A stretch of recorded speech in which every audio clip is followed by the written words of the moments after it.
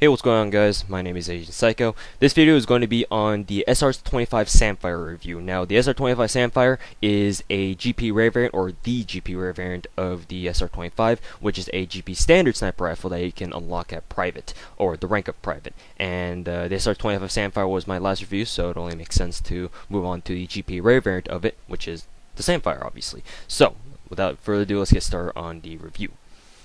Now, for its cost, the SR-25 Sandfire used to cost 1,650 GP for 1 day, but obviously, ever since Nexon took out the 1 day sales, you can't buy it for 1 day anymore, obviously. So, its week-long cost for 7 days is 8,085 GP, which is a pretty hefty price tag, which usually holds true for most GP rare weapons, sniper rifles especially, because sniper rifles tend to be more expensive than other weapons. The rank requirement, apparently the rank requirements for the SR-25 Sandfire are different for the NA and EU servers. For NA, the SR-25 Sandfire is unlocked at Major 2, whereas for EU it is unlocked at a later rank of Lieutenant Colonel 3. So unfortunately, if you guys are over there in Europe, and if you guys like to use SR-25 Sandfire, you're gonna have to wait a little bit longer in order to buy it, directly from the shop, as opposed to getting it from like a MSG case, which obviously is pretty rare because of all the GP rares out there. Now let's move on to the statistics of the SR-25 Sandfire. The Sandfire has a damage of 75, a portability of 46, a rate of fire of 28, an accuracy of 95, and a recoil of 60. Now, just looking purely at these stats, the Sandfire enjoys a 3-point boost to portability and an additional 3-point boost to rate of fire. This means that, obviously, because of the stats affected, the Sandfire is more portable, which means you can run faster with it out, and it shoots faster than the original SR-25. However, about its rate of fire statistic, even though it does seem like a buff that, it's got 28 rate of fire when the original SR-25 only has 25 rate of fire. Don't be fooled by its increased rate of fire, because it's not all good. Because what you need to realize about rate of fire is that the faster you are able to shoot your gun, there's two things that happen that pertain to recoil mainly. One is that obviously your scope will have more difficulty returning back to center, which that's what we call center speed. Well, one part center speed anyway. That's just the view kick of what you can see physically. What you can't see, the second part of center speed, is the fact that your unseen hipfire spread. Because what you got, I've repeated this a lot throughout my sniper rifle reviews.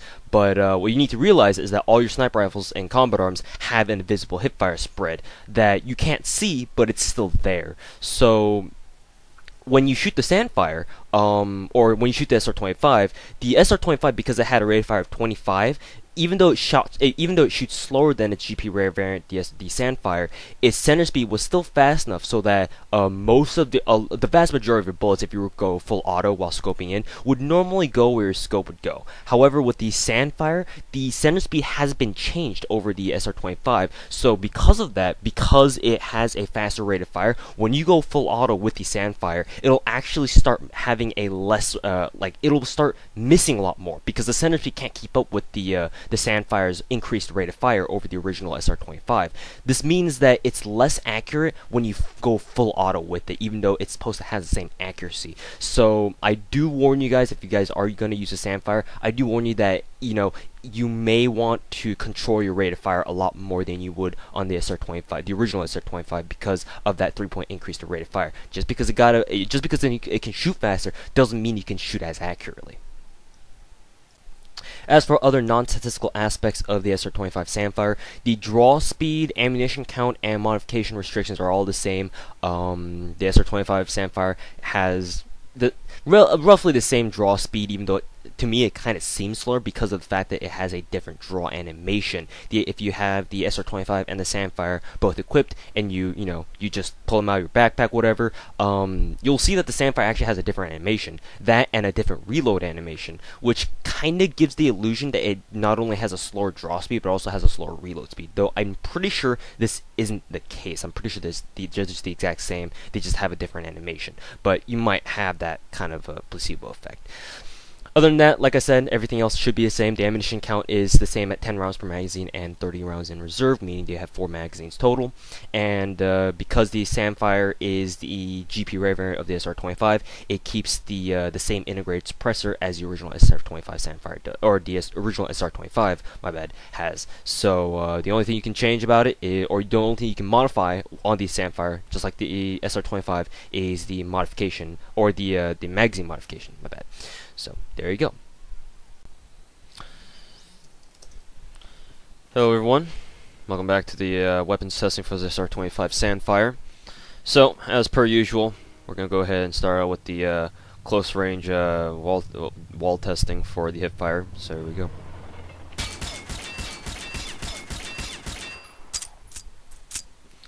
And there you go. As you guys can see, it's a little bit more towards the center. Now we're gonna do long, or I say long range, but this is actually just mid-range no scoping. See how it goes again.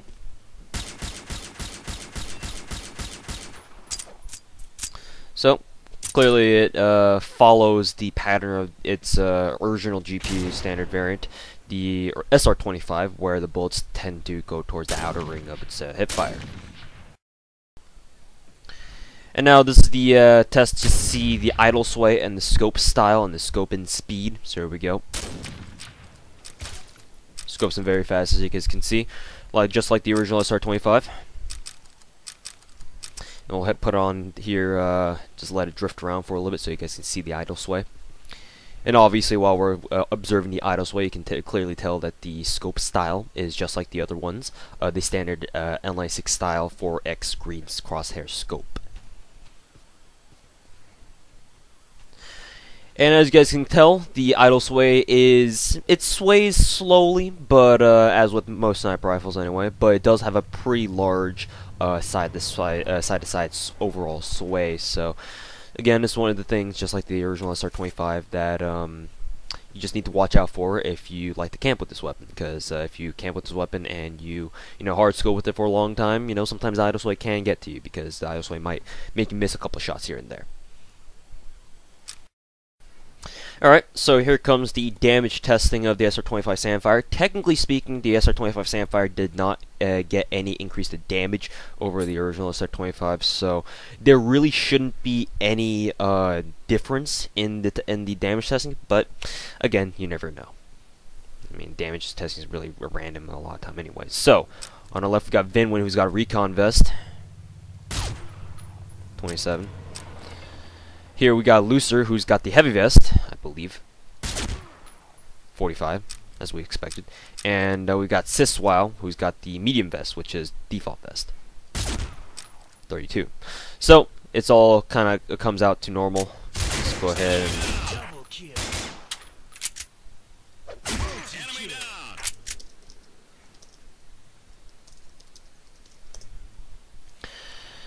We're going to have them make them come back, and we're going to go ahead and shoot them in the back, see how much damage it does to them then. Looks like they already know. Good guys. Alright, so, damage testing. Again, to the back, we got Vinwind. Takes him down to 3 HP on close range. Lucero, yep, heavy vest. Takes him down to 27, and medium vest on Siswile. 8 damage. So, the SR-25 Sandfire still cannot one-shot people to the back, no matter what kind of vest they are wearing, even if they are wearing light or recon vest. So, with that being said, yeah.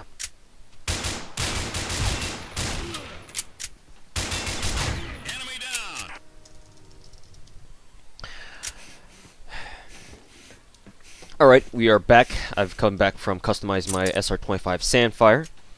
So this is a customized SR-25 Sandfire testing. So as you guys know, the SR-25 Sandfire, or if you guys didn't know, can be fully customized. All 3 components of the customizations system: the piston, the barrel, and the trigger.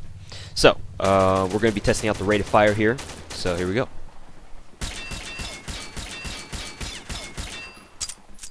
As you guys can hopefully tell, the trigger customization never really makes a huge difference. If you were to break them down like frame by frame in Sony Vegas or another video editing program, then you might see a difference from frame to frame. But when you're playing combat arms and shooting at people, you probably won't notice a difference. However, what is more important is testing out the accuracy, because the SR-25 Sandfire can have its barrel customized, and obviously that changes its accuracy and overall recoil. So here we go. Let's see how its hipfire accuracy has been changed, because on the SR-25, on the original SR-25, if you modified the barrel, you actually got an improvement to hipfire accuracy. So let's see if the same holds true for the SR-25 Sandfire. And certainly looks like it does. Just from that group of shots alone, it really seemed like a lot more of the shots actually went towards the center, and we're going to be burning another magazine just to ensure, or just to double check on that.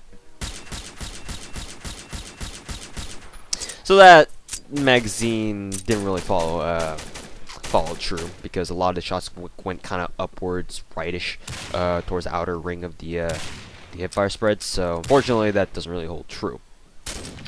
Now let's see if I didn't test this before, but let's see if the hipfire or the scoping accuracy has been changed at all. If you or the recoil rather, if you go full auto with this thing.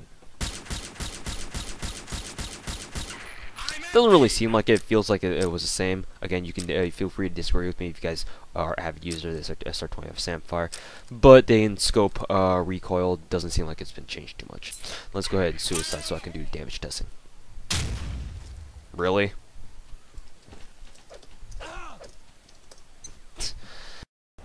Alright, so we're going to be doing the customization damage testing for the SR-25 Sandfire, and we'll see if the piston customization level 3 does anything different to its damage profile.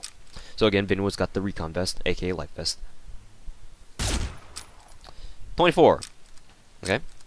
Lucero, who's got the heavy vest. 42. And Siswa, who's got the medium vest. 32. Okay, so it did a little bit more damage overall, but not enough to warrant anything in, significant particulars.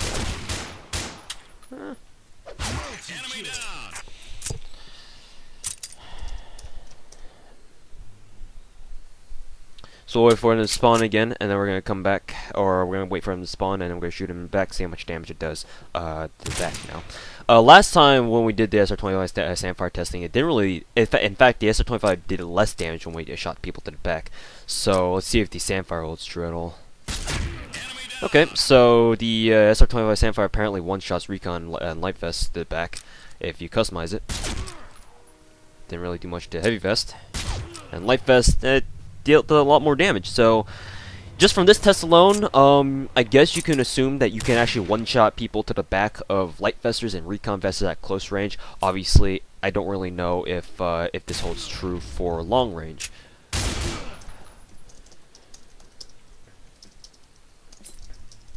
So we're gonna be testing that out right now when Vinwood there spawns in again. There he is. Yeah, he knows. He knows what's up. He knows what's up. Okay.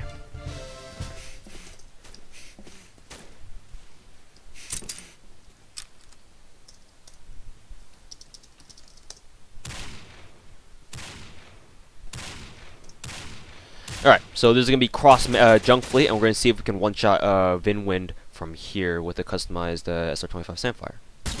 Yes, we can! So, apparently the SR-25 Sandfire enjoys a huge damage boost to its one-shot back-killing capabilities. So, just keep that in mind. If you're ever going to use a Sandfire, make sure you put the level 3 damage customization on it, because, you can start one-shotting light vessels across the map with the damage boosts. So, that's always good to know.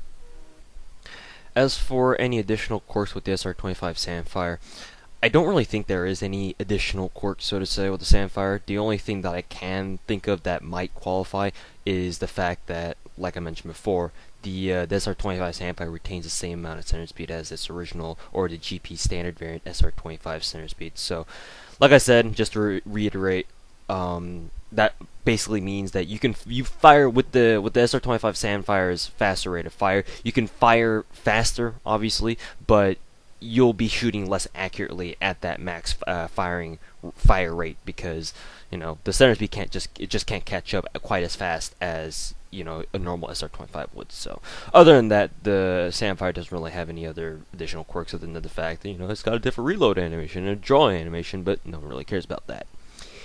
Other than that, other things such as the Quickscoping Viability, obviously it's an SR-25. You're not going to quickscope with this thing. I mean, you can. If you are trying to go for headshots, then by all means you can try quickscoping the SR-25. I mean, technically speaking, it's pretty good for it too. I mean, it's got a fast aim down, sights time, whatever. But it's a semi-auto. You don't quickscope with those. At least I hope you don't, because no one else really does it anyway. So yeah, don't do it. As for my personal recommendations on the SR-25 Sandfire, personally, the SR-25 Sandfire I prefer over the original SR-25, but obviously because of the Sandfire's increased rank requirement and the fact that it costs a boatload, not everyone can access it as easily as I can. Really, there shouldn't really be much of a difference between the original SR-25 and the Sandfire variant. The only things that have been changed are the portability and the rate of fire. The boost in rate of fire is noticeable, and it helps a lot in certain situations. But overall, the core elements or the core statistics of the SR-25, like the damage and the recoil, haven't really been changed at all. So you're not really missing out on much if you don't buy this, or if you don't buy the Sandfire. But if you really care about what kind of gun you're using, if you're that kind of guy who really cares about stats, then and you got the money to drop on a week-long SR-25 Sandfire, then go right on ahead. I recommend the Sandfire over the original SR-25 just because of the fact that it can shoot faster. Again, not everyone prefers that though. As for recommended playstyle and class setup, just do as you would normally do with the original SR-25. They're not too much different from each other than the statistical variants and some of the animation changes. So, yeah, I really recommend bringing like a long-range assault rifle, because sometimes you might find yourselves in situations where, you you run out of bullets with the SR-25 because you're spamming a little bit too much, or you're spamming too fast, and you just run dry, like in the middle of a gunfight. So having a backup AR or maybe like a long-range submachine gun, if that even exists, might be useful in order to finish off your kill. So just a heads up, right there. Other than that, though, this is going to bring the end to the SR-25 Sandfire review. Thank you guys very much for watching. The next review of the SR-25 family will be on the M110 SASS, which is one of two NX standard weapons or variants for the SR-25 family. One of the few families in the entire game to have more than one NX standard variant. So thank you guys very much for watching, and we will see you guys next time. See ya. Bye.